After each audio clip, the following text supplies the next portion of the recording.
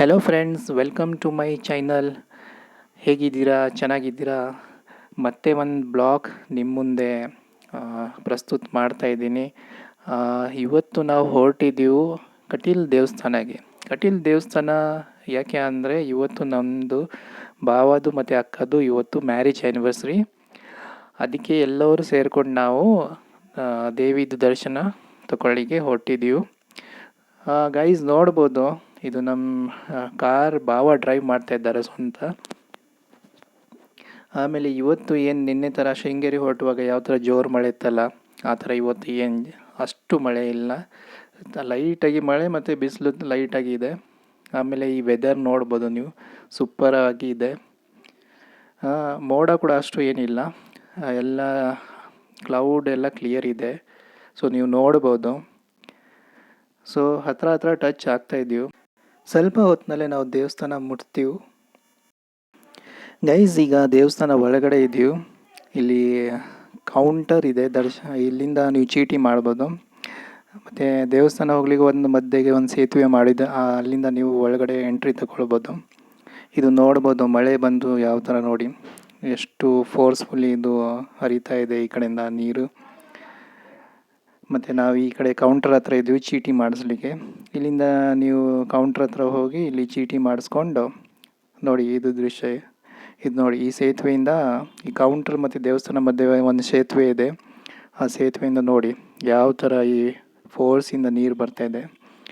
ಈಗ ದೇವಸ್ಥಾನ ಹತ್ರ ಬರ್ತಾ ಇದ್ದೀವಿ, ಇಲ್ಲಿಂದ ನಡ್ಕೊಂಡು ಹೋಗ್ತಾ ಇದ್ದೀವಿ. ನೋಡಿ, ಇದು ದೇವಸ್ಥಾನದ ಮೇನ್ ಎಂಟ್ರೆನ್ಸ್. ಇಲ್ಲಿಂದ ಒಳಗಡೆ ಪ್ರವೇಶ ಮಾಡ್ತೀವಿ. ಪ್ರವೇಶ ಮಾಡಿದ್ಮೇಲೆ ಇಲ್ಲಿ ದರ್ಶನ ತಗೊಳ್ತೀವಿ ದೇವಿದು. ಸೊ ಗೈಸ್ ನೋಡ್ಬೋದು ನೀವು, ನೋಡಿ ಇದು ಮೇನ್ ಎಂಟ್ರಿ ಇದೆ, ಎಂಟ್ರಿ ಸ್ಪಾಟ್. ಎಲ್ಲಿ ಇದು ನೋಡಿ, ಒಂದು ಫೋಟೋ ಶೋ ಮಾಡ್ತಾಯಿದ್ದು ನಿಮಗೆ. ಇಲ್ಲಿಂದ ಒಳಗಡೆ ನೀವು ದೇವಸ್ಥಾನ ಒಳಗಡೆ ಹೋಗ್ಬೋದು. ಆಮೇಲೆ ಈ ಕಡೆ ಒಂದು ಆನೆ ಇತ್ತು. ಸೊ ಎಲ್ಲ ಭಕ್ತಗಳು ಎಲ್ಲ ಬಂದಿದ್ದರು. ಈ ಆನೆದು ಹತ್ರ ಹೋಗಿ ಆಶೀರ್ವಾದ ಮಾಡ್ತಾರೆ. ಕೆಲವರು ತಿಂಡಿ ಕೊಡ್ತಾಯಿದ್ರು ಮತ್ತು ಹಣ್ಣು ಕೊಡ್ತಾಯಿದ್ರು ತಿನ್ನಲಿಕ್ಕೆ. ನೋಡಿ ಯಾವ ಥರ ಇದೆ ಇದು, ಒಳ್ಳೆ ಆನೆ ಇತ್ತು. ಮತ್ತು ನಾನಿಲ್ಲಿ ಫೋಟೋ ತೆಗ್ದಿದ್ದು ನನ್ನ ಬಾಬು ಜೊತೆಗೆ. ಇಲ್ಲಿಂದ ನೆಕ್ಸ್ಟ್ ನಾವು ಅನ್ನಪ್ರಸಾದಗೆ ಬಂದು, ಅನ್ನಪ್ರಸಾದ ಆಯಿತು ತಿಂದು.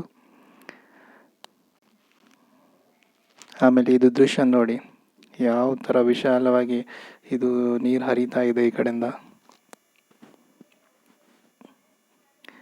ಸೊ 2 ಬ್ರಿಡ್ಜ್ ಇದೆ.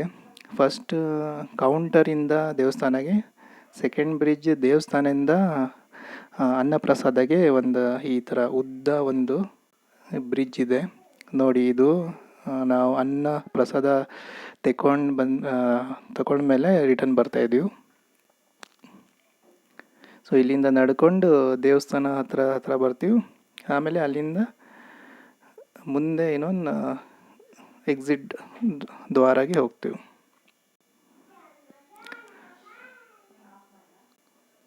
ಸೊ ಗೈಸ್, ಇದು ಎಕ್ಸಿಟ್ ದ್ವಾರ.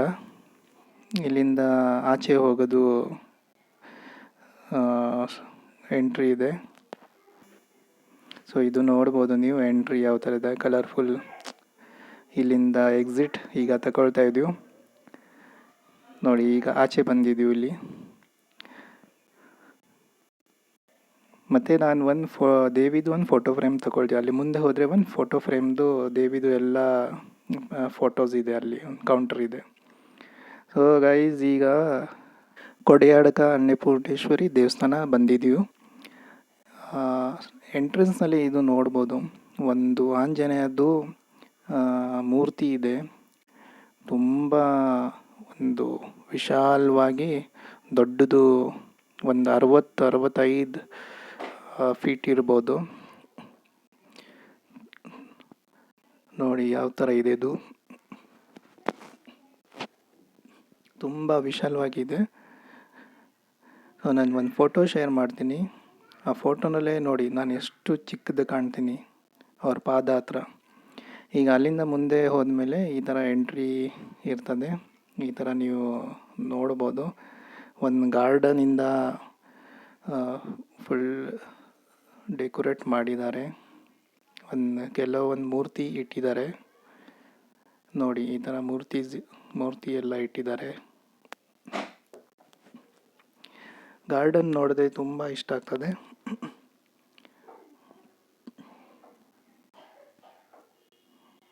ನೋಡಿ ಯಾವ ಥರ ಮೂರ್ತಿ ಅವರು ಸುತ್ತಮುತ್ತ ಎಲ್ಲ ಗಾರ್ಡನ್ ಹತ್ರ ಇಟ್ಟಿದ್ದಾರೆ.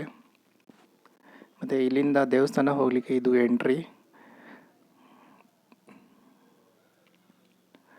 ನೋಡಿ. ಇಲ್ಲಿ ಒಂದು ಕೂತ್ಕೊಳ್ಳಿಕ್ಕೆ ಕೂಡ ಒಂದು ಒಳ್ಳೆ ಜಾಗ ಮಾಡಿದ್ದಾರೆ. ಸೊ ಇಲ್ಲಿ ದೇವಸ್ಥಾನಕ್ಕೆ ಯಾರು ಬರ್ತಾರೆ ಇಲ್ಲಿ ಬಂದ ಮೇಲೆ ಇಲ್ಲಿ ಆರಾಮಾಗಿ ಕೂತ್ಕೊಳ್ಬೋದು. ಇದು ದೇವಸ್ಥಾನದ ಫ್ರಂಟ್ ವ್ಯೂ ನೀವು ನೋಡ್ತಾ ಇದ್ದೀರಾ. ಫ್ರಂಟ್ ವ್ಯೂ ಇದೆ, ಅದು ಕೆಳಗೆ ಮತ್ತು ಕೌಂಟರ್ ಇದೆ. ಕೌಂಟರ್ನಲ್ಲಿ ನೀವು ಅಲ್ಲಿ ಚೀಟಿ ಮಾಡ್ಬೋದು. ಅಷ್ಟು ಏನು ಜನ ಇರಲಿಲ್ಲ ನಾವು ಹೊರಡುವಾಗ, ಕಮ್ಮಿ ಅಂದರೆ ಮಾಮೂಲಿ ನಾವೇ ಇದ್ದಿದ್ದರು. ಆಮೇಲೆ ಕೆಲವೊಂದು ಬಂದರು. ಹೋಪ್ ಗೈಸ್ ನಿಮಗೆ ಈ ಬ್ಲಾಗ್ ಇಷ್ಟ ಆಗಿ ಇರ್ಬೋದು. ಹಾಗಿದ್ದರೆ ಒಂದು ಲೈಕ್ ಮತ್ತು ಶೇರ್ ಮತ್ತು ಕಮೆಂಟ್ ಮತ್ತು ಸಬ್ಸ್ಕ್ರೈಬ್ ಮಾಡಿ. Thank you. ಸಿಗೋಣ ನೆಕ್ಸ್ಟ್ ಬ್ಲಾಗ್ನಲ್ಲೇ.